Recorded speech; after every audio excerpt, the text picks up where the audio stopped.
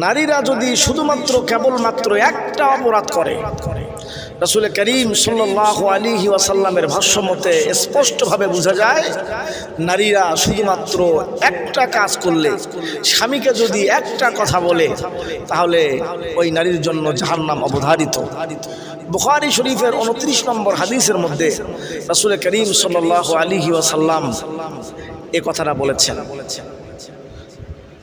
এই জন্য মা বোনেরা যারা আমরা আছি, মা বোনেরা কখনো স্বামীর সঙ্গে খারাপ ব্যবহার করা যাবে না, এই কথাটা ভুলেও যেন কোন মা বোনদের মুখ থেকে বের হয়ে না যায়।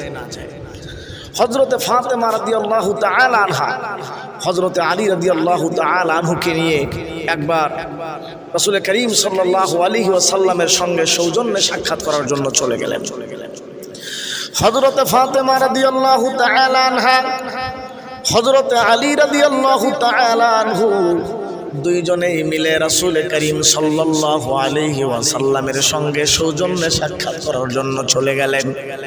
কিন্তু হযরতে আলী এবং হযরতে ফাতেমা দুইজনেই যখন আল্লাহর পয়গম্বর মুহাম্মদুর রাসূলুল্লাহ সাল্লাল্লাহু আলাইহি ওয়াসাল্লামের কাছে গিয়ে পৌঁছলেন, দেখলেন আল্লাহর পয়গম্বর তার চোখ দিয়ে দপদপ করে ঝরঝর করে চোখ দিয়ে পানি পড়া আরম্ভ করেছে। হযরতে ফাতেমা রাদিয়াল্লাহু তাআলা আনহা সহ্য হয়ে গেলেন। হযরতে আলী রাদিয়াল্লাহু তাআলা আনহু তিনিও বড় আশ্চর্য হয়ে গেলেন। আল্লাহর পয়গম্বর বিশ্ব নবী মুহাম্মদুর রাসূলুল্লাহ সাল্লাল্লাহু আলাইহি ওয়াসাল্লাম কেন কাঁদেন? হযরতে আলী রাদিয়াল্লাহু তাআলা আনহু ডাক দিয়া বলে, ইয়া রাসূলুল্লাহ, আপনি কি জন্য কাঁদেন? ও পয়গম্বর, কি এমন সমস্যা হয়েছে যেই কারণে আপনার চোখ দিয়ে ঝরঝর করে পানি পড়ছে? হযরতে ফাতেমা রাদিয়াল্লাহু তাআলা আনহা আল্লাহর পয়গম্বরকে অনেক মুহাব্বত করতেন, অনেক ভালোবাসতেন। এই জন্যই বাবার চোখে যখন পানি দেখেছেন, ফাতেমা নিজেও কান্না তিনি সহ্য করতে পারলেন না। ফাতেমার চোখ দিয়েও টপ টপ করে পানি পড়া শুরু হয়ে গেল। আল্লাহর পয়গম্বর মুহাম্মদুর রাসূলুল্লাহকে ফাতেমাও জিজ্ঞাসা করলেন, বাবা, আপনার কি এমন সমস্যা হয়েছে যার কারণে আপনার চোখ দিয়ে ঝরঝর করে পানি পড়ছে? রাসূল করিম সাল্লাল্লাহু আলাইহি ওয়াসাল্লাম তখন বললেন, মা ফাতেমা, আনকিজি নাফসাকি মিনান নার, ও মা, তুমি তোমাকে জাহান্নামের আগুন থেকে বাঁচাও। হযরতে ফাতেমা রাদিয়াল্লাহু তাআলা আনহা বললেন, ইয়া রাসূলুল্লাহ, আব্বাজান, ঘটনাটা কি ঘটেছে আপনি একটু আমারে বলেন। বুখারী শরীফের মধ্যে হযরতে আব্দুল্লাহ ইবনে আব্বাস রাদিয়াল্লাহু তাআলা আনহুমা হাদিসটি বর্ণনা করেছেন। হযরতে আব্দুল্লাহ ইবনে আব্বাস বলেন, আল্লাহর পয়গম্বর মুহাম্মদুর রাসূলুল্লাহ বলেন, উরিতুন নার, আমাকে জাহান্নাম দেখা হলো। এরে মা, আমি মিরাজের মধ্যে গিয়েছিলাম। আল্লাহ পাক রব্বুল আলামিনের দুইটা প্রজেক্ট আছে, একটা হলো জান্নাত আর একটা হলো জাহান্নাম। আল্লাহ রব্বুল আলামিন তার দুইটা প্রজেক্টে আমাকে দেখাইলেন। জান্নাতের নাজ নেয়ামতগুলি আমি দেখলাম, ওই জাহান্নামের ভয়াবহ শাস্তি কি হবে তাও আল্লাহ রাব্বুল আলামিন আমারে দেখায়া দিয়ে দিল। এ মা ফাতেমা, উরিতুন নার, এক পর্যায়ে আমি দেখতে দেখতে জাহান্নামের কাছে যখন গেলাম, জাহান্নামের মধ্যে আমাকে দেখানো হলো। আমি যখন জাহান্নামের মধ্যে তাকাইলাম, ফাইদা আকসারু আহলিহা আন্নার, আমি অধিকাংশ জাহান্নামীদেরকে দেখলাম, অধিকাংশ জাহান্নামী তারা হলো নারী। রাসূল করিম সাল্লাল্লাহু আলাইহি ওয়াসাল্লাম যখন নারীর কথা বলেছে, হযরতে ফাতেমা রাদিয়াল্লাহু তাআলা আনহা বললেন, ইয়া রাসূলুল্লাহ, ইয়া হাবিবাল্লাহ, আব্বাজান, অধিকাংশ নারীরাই তো জাহান্নামে যাবে, কিন্তু কি কি অপরাধ করলে নারীরা জাহান্নামে যাবে? আমিও তো একজন নারী, সুতরাং আমার মধ্যে যদি ওই সমস্যাগুলি থাকে তাহলে আমাকে তো ওই সমস্যাগুলি আমাকে ছেড়ে দিতে হবে। এই জন্য আব্বাজান আপনি বলেন, কোন কোন অপরাধের কারণে নারীরা জাহান্নামের মধ্যে চলে গেল, কারণ তারা কি জন্য এত পরিমাণ নারী জাহান্নামে গেল। আল্লাহর পয়গম্বর তখন বললেন, ইয়াকফুরুনা, তারা কুফরি করেছে। অধিকাংশ নারী কুফরি করেছিল, এই কুফরি করার কারণে তারা জাহান্নামের মধ্যে চলে গেছে। কিলা আয়াকফুরুনা বিল্লাহ, আল্লাহর পয়গম্বরকে জিজ্ঞাসা করা হলো, ও রাসূল, তাহলে কি তারা আল্লাহর সঙ্গে কুফরি করেছিল নাকি? বললেন না, তারা আল্লাহর সঙ্গে কুফরি করে নাই। ইয়াকফুরুনাল আশিরা ওয়া ইয়াকফুরুনাল ইহসান, তারা স্বামীর সঙ্গে কুফরি করেছিল এবং স্বামীর ইহসানকে তারা অস্বীকার করেছিল। স্বামীর কৃতজ্ঞতা তারা প্রকাশ করেন নাই।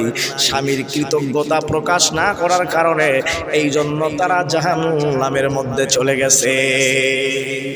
এই জন্য আমার মা বোনদেরকে বলছি, স্বামী আপনাদেরকে এত নেয়ামত দিচ্ছেন, এত আপনাদের জন্য কষ্ট করছেন। পুরুষ মানুষেরা যা কামাই রুজি রোজগার করে তার 20% মনে হয় নিজেরা ভোগ করতে পারেন না। সবগুলি আপনাদের জন্য, বিবি বাচ্চার জন্যই মানুষ এই কষ্টগুলি করছে। নিজে না খেয়ে স্ত্রীর মহব্বত আর ভালোবাসায়, স্ত্রীর মহব্বত আর ভালোবাসা পাওয়ার জন্য নিজে ভালো পোশাক না পরে স্ত্রীর জন্য পোশাকের ব্যবস্থা করছে। মা, আপনি হয়তো জানেন না, আপনার একটা জিনিস খাইতে খুব ইচ্ছা, আপনার স্বামী জানে, কিন্তু পকেটের মধ্যে টাকা নাই, কিন্তু কোনো জায়গার মধ্যে হঠাৎ করে টাকা চলে আসছে। স্বামী চাইলে তার মনের চাহিদা মতো কোনো একটা জিনিস খেতে পারত, কিন্তু আপনি সেটা পছন্দ করেন। এই জন্য আপনার স্বামী নিজের পছন্দটাকে বাদ দিয়া আপনার পছন্দটাকে প্রাধান্য দিয়ে আপনার স্বামী আপনার জন্য দেখবেন সেই জিনিসটা ক্রয় করে নিয়ে এসেছে। যেই স্বামী আপনার জন্য এত কিছু করলো, নিজে না খেয়ে, নিজে না পড়ে, নিজে না সুন্দর জীবন যাপন করে আপনাদের জন্য এত সুন্দর জীবন যাপনের ব্যবস্থার জন্য চেষ্টা করে গেল, এই স্বামীর সঙ্গে কখনো খারাপ ব্যবহার করা যাবে না। রাসূল কারীম সাল্লাল্লাহু আলাইহি সাল্লাম এরপরে বলেছেন, কোন অপরাধের কারণে, কোন কথাটার কারণে নারীরা জাহান্নামে যাচ্ছে। আল্লাহ রাসূল সাল্লাল্লাহু আলাইহি ওয়াসাল্লাম বলেন, লাউ আহসানতা ইলা ইহদাহুন্না আদ-দাহরা, তুমি যদি কোনো একজন নারীকে, কেউ যদি কোনো একজন নারীকে যদি 1 বছর পর্যন্ত সে যদি ইহসান করে, নারী যা বলে, স্ত্রী যা বলে, স্বামী তাই নিয়ে আসে। স্ত্রী বলেছে, সামনে ঈদের মার্কেট, আমার কম দামি 3 পিস দিয়ে হবে না, বেশি দামি 3 পিস লাগবে। স্বামীর পকেটের মধ্যে টাকা নাই, কিন্তু স্ত্রী যেহেতু চেয়েছে, এই জন্য স্বামী কষ্ট করে হলেও স্ত্রীর কথা পালন করার জন্য, তার মনের আশা পূরণ করার জন্য যেভাবেই হোক টাকার ব্যবস্থা করে ফেলে। স্ত্রী যা চায় স্বামী তাই করলো। লাউ আহসানতা ইলা ইহদাহুন্না আদ-দাহরা, তুমি যদি 1 বছর পর্যন্ত কোনো একটা স্ত্রীর, কোনো স্ত্রীর যদি 1 বছর পর্যন্ত ইহসান করো, সে যা বলে তুমি যদি তাই করো, তারপরে সুম্মা রাআত মিনকা শাইয়ান, তারপরে ঘটনাক্রমে কোনো একদিন সে যা চাইলো তা পাইলো না, বলছে স্বামী একটু বাজার থেকে মরিচটা নিয়ে আসেন। স্বামী বেচারা অনেক টেনশনের মধ্যে থাকে, মরিচটা আনতে হয়তো খেয়াল নাই। স্ত্রী এমন রাগ হয়ে বলে, তোমার থেকে আমি কোনো জিনিস কোনো দিনেই তোমার কাছ থেকে আমি ভালো কিছু পাইলাম না। মা রাআইতু বিকা খায়রান কাত্তু, তোমার কাছ থেকে ভালো জিনিস আমি কোনোদিন পাই নাই। অথচ সারাটা জীবন আপনি তাকে সবকিছু দিলেন, একদিন একটা জিনিস আনতে ভুলে গিয়েছেন। সে একটা কথা বলেছে, আপনি মানতে পারেন নাই যে কোনো কারণে, সঙ্গে সঙ্গে সে বলে, মা রাআইতু মিনকা খায়রান কাত্তু, তোমার কাছ থেকে কোনোদিন আমি ভালো কিছু পাই নাই।